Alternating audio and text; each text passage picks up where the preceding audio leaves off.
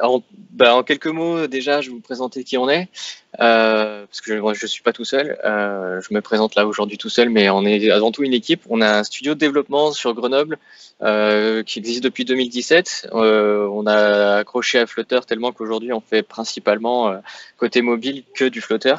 Donc c'est vraiment, voilà, on est comme c'est marqué dessus, on est addict, voilà. Et on fait tout ce qui est autour du mobile, c'est-à-dire on a un designer qui nous accompagne, on a toute la partie, on veut vraiment faire un accompagnement complet, quoi. On fait le back-end, etc. Voilà. Donc l'idée aujourd'hui de PAL, c'est un plugin complet pour vous aider à faire de l'onboarding. Pourquoi on fait de l'onboarding? Avant tout, c'est parce que déjà, il y a de plus en plus d'applications. On voit que ça, c'est des stats de Apani, mais on voit que tous les ans, on va dire, c'est presque exponentiel le nombre d'applications supplémentaires qui arrivent sur les stores. Une petite stat un peu bête, c'est déjà de plus en plus de compagnies s'énervent à faire de l'onboarding. Donc ça veut dire qu'elles vont essayer d'aider les utilisateurs. Il faut savoir que l'onboarding, c'est pas juste 3 écrans au début de mon app et après j'arrête. C'est vraiment pour ceux qui ont pas trop percé dans le sujet, c'est vraiment comprendre comment aider l'utilisateur à ce qu'il prenne en main votre application et se sente pas perdu dès la première ouverture. Déjà une petite stat un peu bête, c'est que déjà il y a 25% d'utilisateurs qui désinstallent directement une application après la première utilisation et ça augmente encore, hein. Si vous augmentez un petit peu dans le temps, vous allez voir que de plus en plus des désinstallations arrivent. Donc comment est-ce qu'on fait pour pouvoir se démarquer aujourd'hui sur le marché? Déjà nous on a voulu proposer quelque chose qui puisse aider les développeurs sans avoir vraiment un coût de développement trop fort. C'est-à-dire qu'on pense que c'est aussi ça passe par l'onboarding, c'est-à-dire l'accompagnement utilisateur tout au long de son expérience pour qu'il ne se sente pas perdu. Et quand il veut faire quelque chose, que la frustration redescende assez vite. Voilà. Donc on va voir que là-dessus, on a eu pas mal d'idées et on en a plein d'idées en réserve. Faut du temps. Voilà, on va voir ça. Alors, l'idée, comme on a dit, c'est que ça, c'est des stats qui viennent du web. Il y a des plugins qui permettent de faire ce genre de choses, ce qu'on a voulu faire sur le web, ou pas tout à fait la même parce que ça se présente pas pareil. Mais en gros, ils se clament d'une statistique qui est que la rétention utilisateur est augmentée de 50% quand on commence à faire un peu ce genre de pratique. Voilà. Il y a pas mal du coup de cas comme on dit. C'est déjà on se connecte un peu plus avec l'utilisateur, donc on va essayer de créer une relation. On va réussir à faire garder les utilisateurs et les faire rester sur notre app.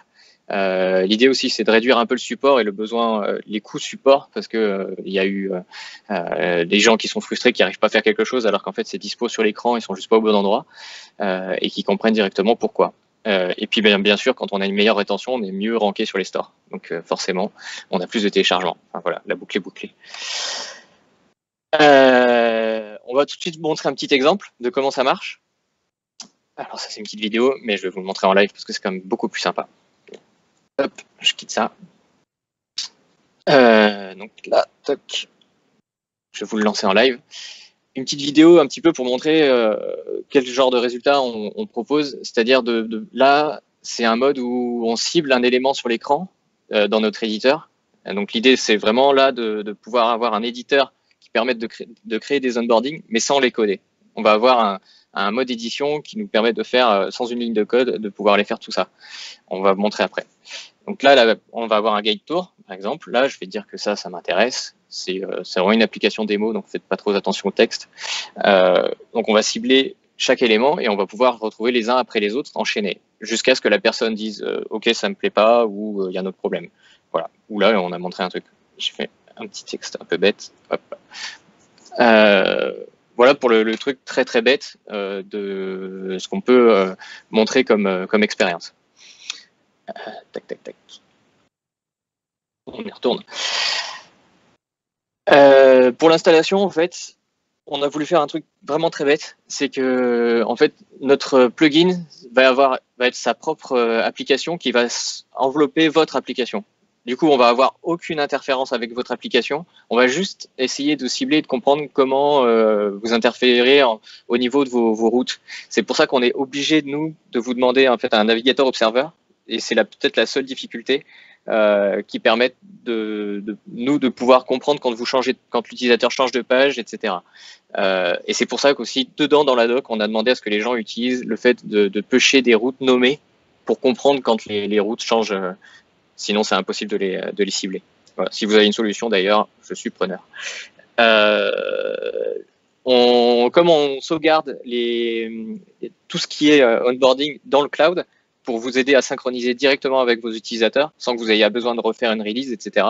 Vous avez un app token qui permet de nous, aujourd'hui, d'aller synchroniser tout ça dans le cloud. Pour switcher entre le mode éditeur et le mode non éditeur, on a juste un petit booléen à passer sur le mode de PAL. Vous pouvez du coup faire un APK en mode éditeur et un APK en mode client, ou comme dans l'app ici, moi j'ai un petit switcher pour passer de l'un à l'autre facilement. Voilà. Ça, c'est à vous de voir comment vous voulez déclencher le mode éditeur. Ça dépend comment vous allez gérer ça. L'idée, c'est que vous ayez un éditeur que vous fassiez passer à un service marketing si vous êtes dans une plus grosse boîte, ou que vous l'ayez toujours avec vous. Et par contre, à vos clients, vous livrez l'application en mode client, bien sûr. Voilà. Pour montrer un petit peu l'idée. Donc, quand on veut créer un guide tour, en fait, on va avoir toujours cette petite bulle de PAL qui se retrouve au-dessus de votre app. On l'ouvre et on va avoir l'option pour pouvoir aller créer des onboarding directement sur cette qu'on a appelé helper ici, des onboarding directement sur la page courante.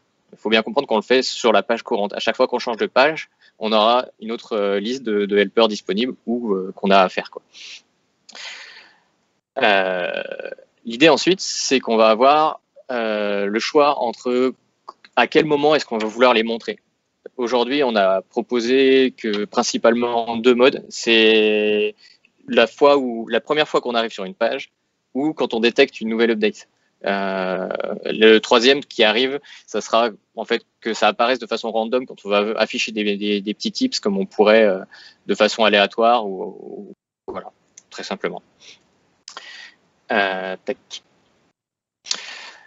Voilà, et comme je disais juste avant, c'est directement synchronisé dans le cloud, ce qui fait que du coup, c'est directement disponible sur les utilisateurs. On détecte à chaque fois qu'il y a un changement, du coup, vos utilisateurs vont synchroniser les aides et sans que vous ayez besoin de faire une release sur les stores, dès que vous faites un changement de texte, d'image, d'endroit, de position, etc., et ben en fait, ça va se resynchroniser direct. Voilà.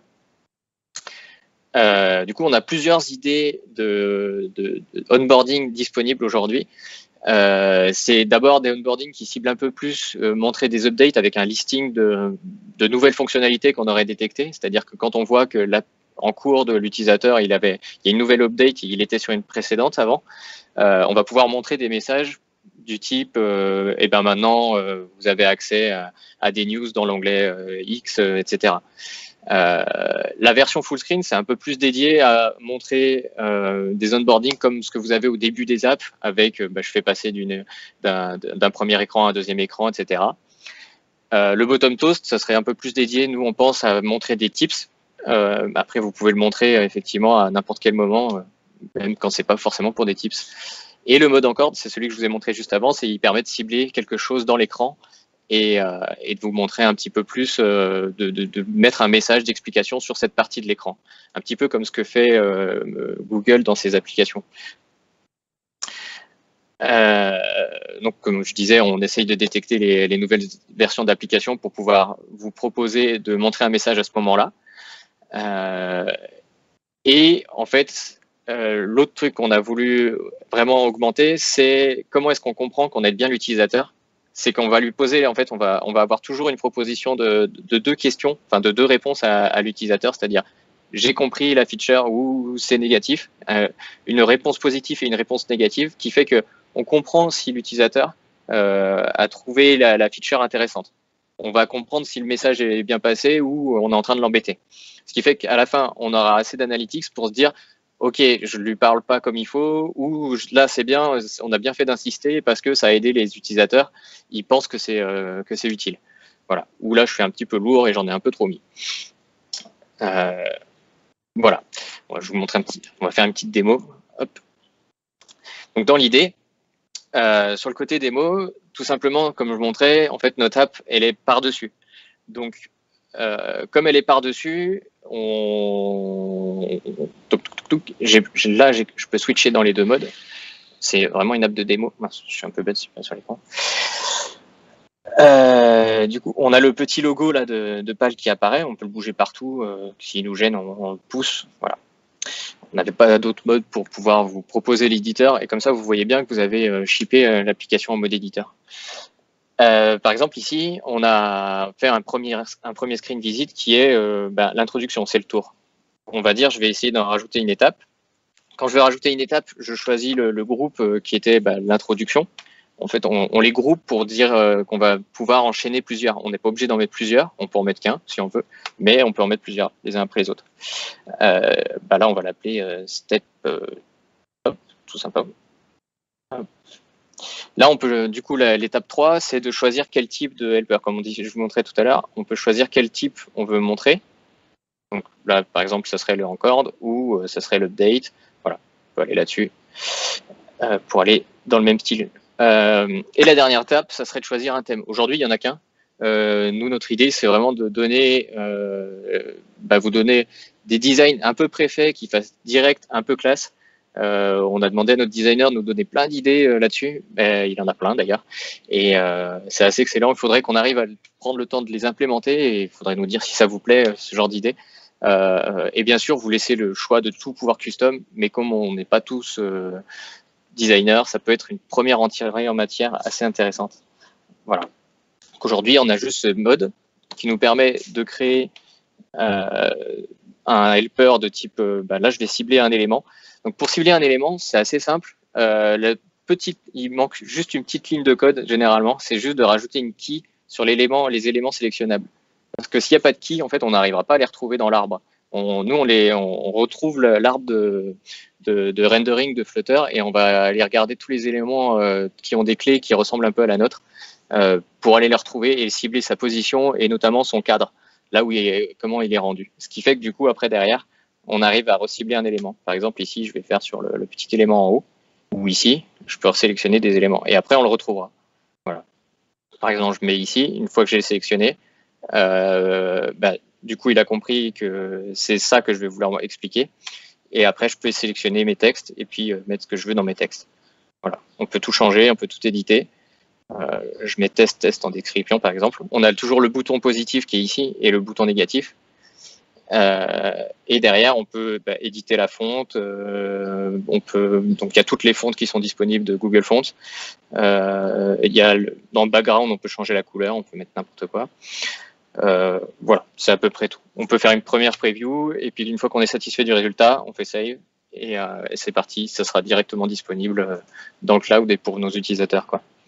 Voilà. Quand je fais quitte, après, je la retrouve ici. Et ça, il y aura l'étape que je retrouverai ici. Vous voyez que je suis malin, j'ai créé 2 steps 2. Génie. Que dire de plus? Voilà, très simplement, après, je vous laisserai jouer avec l'éditeur si vous avez envie d'essayer. Vous pouvez tout éditer, faire des previews, retrouver un petit peu dans le détail ce que vous avez fait. Et vous avez un espace web. C'est là où vous allez avoir la configuration de tout ça. Donc ce token là, il n'est pas magique. C'est qu'une fois que vous avez créé votre espace sur le web, vous avez votre token qui est dispo ici. Vous copiez, vous collez de l'autre côté là-bas. Voilà, il y a toutes les clés expliquées sur la partie configuration ici avec un petit exemple qui vous montre. Voilà. La petite dernière partie, on en discutait, c'était la partie analytics. En fait, vous allez sur ce dashboard retrouver toutes les analytics disponibles pour pouvoir comprendre si justement c'était utile ce que vous avez fait. Et je vous montre sur une autre instance avec un projet un peu de démo. Par exemple, là, on voit que j'ai fait, il y a eu 12 helpers ce mois-ci. Attention, grosse app. Et puis on voit l'évolution entre tout ce qui était négatif et positif, donc vous pouvez retrouver l'évolution de tout ça. Voilà, nous l'idée c'est vraiment d'essayer d'aller un peu plus loin là-dessus au fur et à mesure, montrer par langage si vous parlez bien, si par écran c'est utile ou c'est pas utile, et puis peut-être demain avoir une feature d'analytics un peu plus puissante qui permette de comprendre à quel endroit est-ce que vos utilisateurs quittent. Et est-ce que c'est pas là où vous pourriez commencer à du coup les aider, parce que ça veut dire qu'ils sont peut-être un peu frustrés à cet endroit-là. Voilà. Pour l'histoire, si on voudrait aller un petit peu plus loin. Ce que j'ai pas expliqué aussi, c'est la petite dernière feature, c'est le fait de pouvoir traduire. On voit ici qu'il y a langage et traduction. on propose de la traduction intégrée. Vous pouvez pas le faire directement dans l'éditeur mobile pour le moment, mais par contre sur le web, vous pouvez changer les traductions pour chaque texte. Voilà. Voilà, très bêtement. Par exemple, pour une route, hop, on retrouve toutes les traductions, missing translation, on voit que j'ai rien traduit. Et voilà. Voilà un petit peu pour la partie analytics. Hop. Savoir que, voilà, petite blague, on est drôle chez Apparence. Eh ben, je vous remercie à tous d'avoir suivi cette présentation de PAL. L'application est entièrement gratuite. La première step, en fait, on a une première step sans les analytics où c'est entièrement gratuit. Vous pouvez l'utiliser comme vous voulez. C'est normalement la partie analytics, c'est les traductions et le fait de pouvoir ajouter des images qu'on a rendu un peu payant forcément. Nous, on a un coût serveur derrière. Mais si vous voulez vous en servir, jouer avec, nous faire des retours, et nous c'est comme ça qu'on améliore le produit, c'est avec plaisir. Allez-y, il y a un code qui est 100% gratuit juste pour les gens qui regardent ce live. Il est dispo en rentrant le coupon Flutter France que vous pourrez rentrer sur notre plateforme qui sera dispo à partir de cet après-midi. Voilà, ça sera gratuit pour les 20 premiers qui utiliseront ce coupon. On peut pas faire illimité, pas Google. Voilà, ben, je vous remercie beaucoup. Et puis, je laisse Edouard me dire.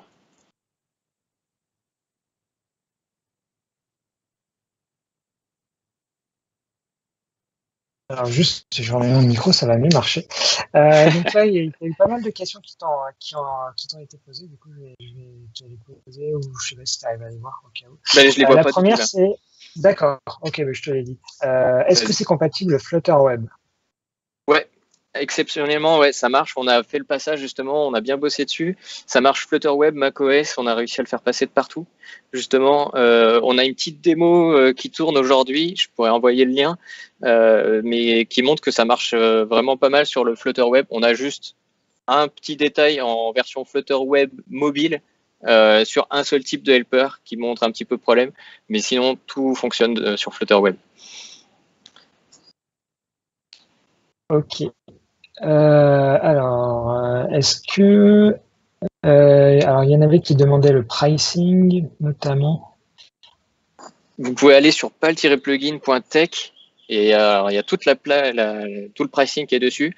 À savoir que vraiment, ouais, la première partie, vous pouvez l'utiliser gratuitement. C'est l'idée. Que le mode free, on voulait faire un peu un mode à la Firebase pour que vous puissiez l'utiliser sur vos petites apps et bien découvrir le plugin comme il faut. Et c'est si vous avez une utilisation un petit peu, on va dire, vraiment business, là, par contre, effectivement, il y aura un coût, quoi. Ok. J'essaye de lire les questions en même temps que tu parles. Alors du coup, est-ce que c'est compatible avec le package Animations? Je sais pas si ce que vous faites. Ouais, il n'y a pas de souci. En fait, on a essayé de réduire au maximum les packages extérieurs et on est encore en train d'essayer de le faire. C'est aussi pour ça qu'on n'a pas voulu utiliser aussi à la base Provider ou Block ou autre, parce qu'on voulait pas avoir interféré avec votre version de Block si jamais vous étiez un petit peu pris par le temps et que vous vouliez pas encore l'updater et que nous, on rentre en conflit avec vous.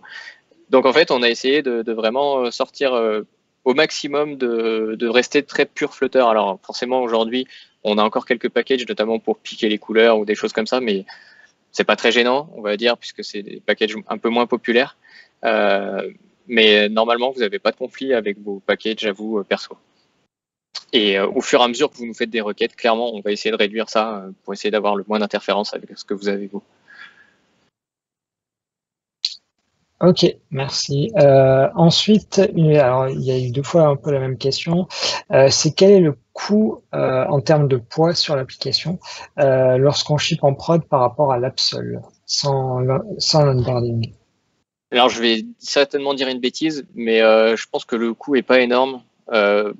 Parce que en fait, en vrai, il y a peut-être quelques Libanous et comme en fait, Flutter déjà réduit beaucoup le code source, je pense que vous n'allez pas augmenter vraiment. C'est pas significatif. J'ai rien vu de plus.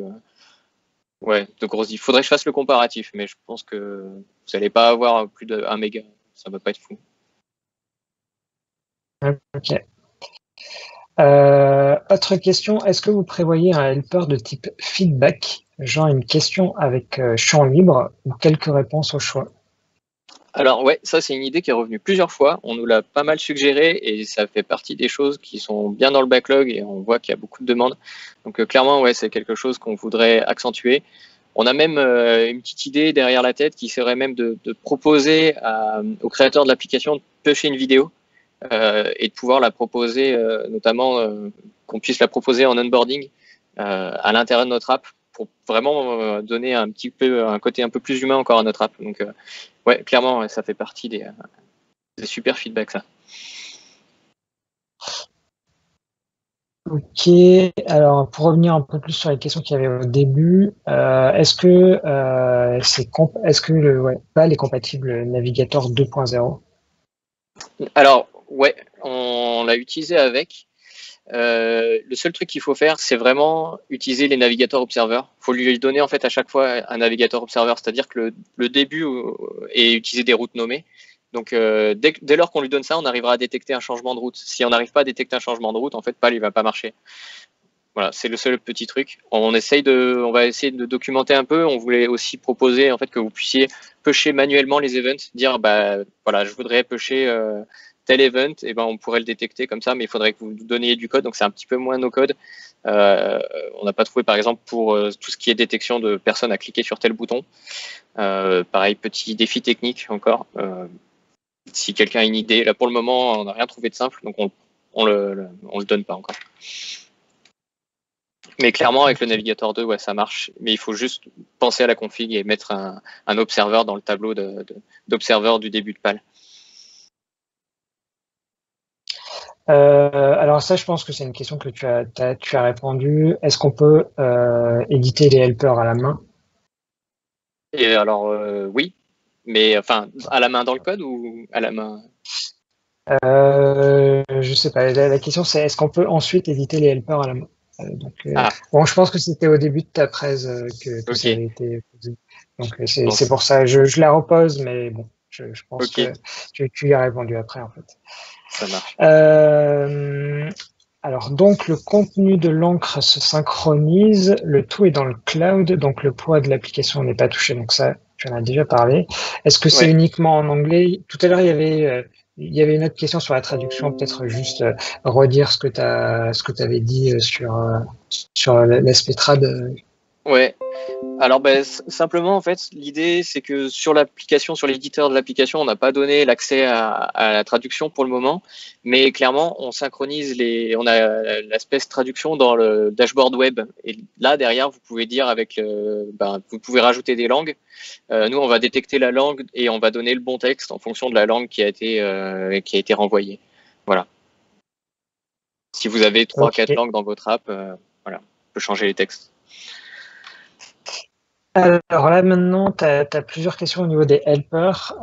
Est-ce qu'on peut afficher un helper si un widget s'affiche après un certain délai ou un changement de state? Alors, pour le moment, non. Et ça fait partie des choses où c'est pourquoi on s'est dit, bah, peut-être que le no-code a ses limites et que en fait, on va peut-être vous donner la main sur des events que vous pouvez pusher manuellement, dire, bah, à tel moment, vous pouvez pusher un peu comme fait Analytics, vous êtes obligé de mettre des choses à la main dans les différents écrans, dire là, il a fait telle chose, etc. Et ben peut-être qu'on va mettre l'accès à ces trucs-là en une ligne. Vous allez pouvoir dire, un tel événement s'est produit et comme ça va pusher l'événement et de l'autre côté, nous, on pourra déclencher quelque chose, quoi. Ça serait l'optique, en tout cas. Mais ça Ok. pourrait être intéressant. Est-ce que on peut surcharger le style des helpers? Alors, oui, mais alors pas à la main, pas dans votre code. Après, vous pouvez pusher une pull request puisque le code la lib est entièrement open source. Donc nous, avec plaisir, si jamais faudrait réfléchir à si vous voulez pusher un style particulier et puis qu'on puisse le merger dedans.